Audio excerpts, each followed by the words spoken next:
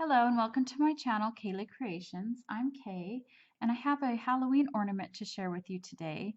I created this ornament for the ReneaBouquets Mood Board Challenge for October 2019. Now the challenge was to use kind of olive greens and rusty oranges, and so that is what I have done here.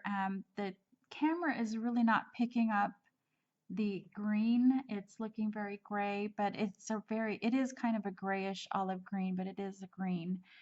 And so how I created this ornament was first I cut out the lid to a SVG file for a coffin shaped box. So I just cut out the lid and then I've covered it with the papers. I've used a spiderweb paper on the sides and on the back.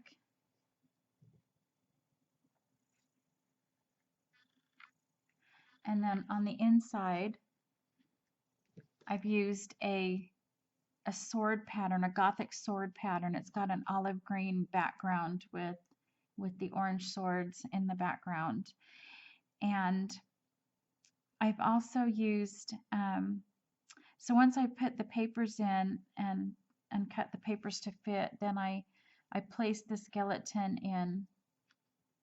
Well, first I punched a hole and then put the ribbon on for the ornament, and then I put the skeleton in, and then I draped this cheesecloth over. The cheesecloth is dyed with rusty hinge spray and a pistachio green spray, and it made kind of an olive green looking color, and so that's how I've dyed the cloth. And then I've just, once it dried, I just draped it over the skeleton here, and then I placed the roses. Now the roses that I've used are from ReneaBouquets, and I've used the black, the orange, and the old gold. And if you're saying that doesn't look like those colors, that's because I sprayed all of the roses with the rusty hinge.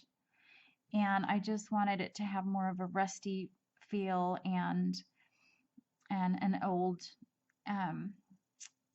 really gothic look. So I've sprayed all the roses. Some of the roses have a little bit of the granite paste placed over it. It's kind of it looks like a gray granite. It's this here. And I placed that in a few places on the coffin as well, just a little bit of granite paste here and there just to give it some texture. And then I kind of went over the granite with a little bit of the rusty hinge.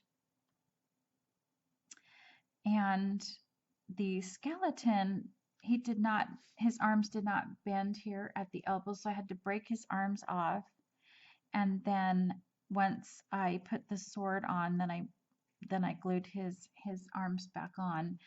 Now the sword is from the jewelry section at my local craft store, and I painted it with black gesso, and then I went over it with the bronze wax and also the pewter wax, and just brushed that on to give it an old rusty look.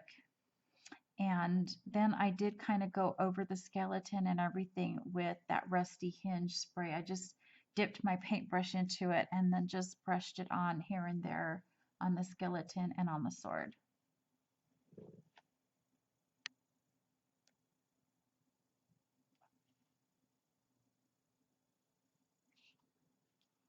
Okay, and so the crown is also from ReneaBouquets, and it really came already in that bronze look, and so I just took a little bit of my black gesso and wiped it in the crevices. I wanted it just to be a little bit darker and to have that kind of a Halloween look. And then I kind of went over it a little bit again with the bronze wax, but not too much, and I wiped any excess gesso off so it wouldn't, wouldn't ruin the effect of the crown there.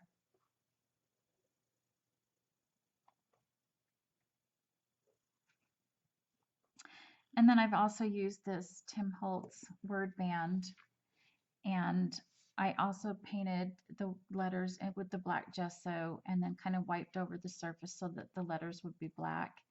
And then I went over it with the bronze and a little bit of that pewter. Put a little bit of twine on here to make it look like it's tied down, but it's really not. It's just sticking out. on the sides there.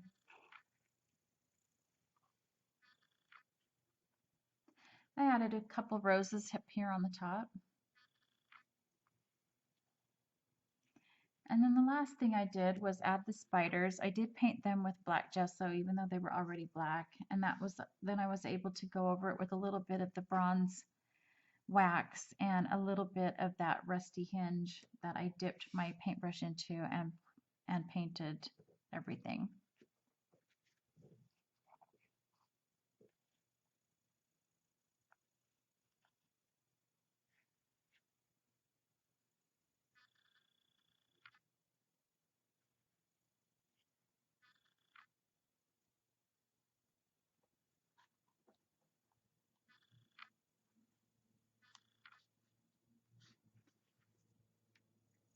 All right, so that's my Halloween ornament, and thank you for watching and have a happy Halloween.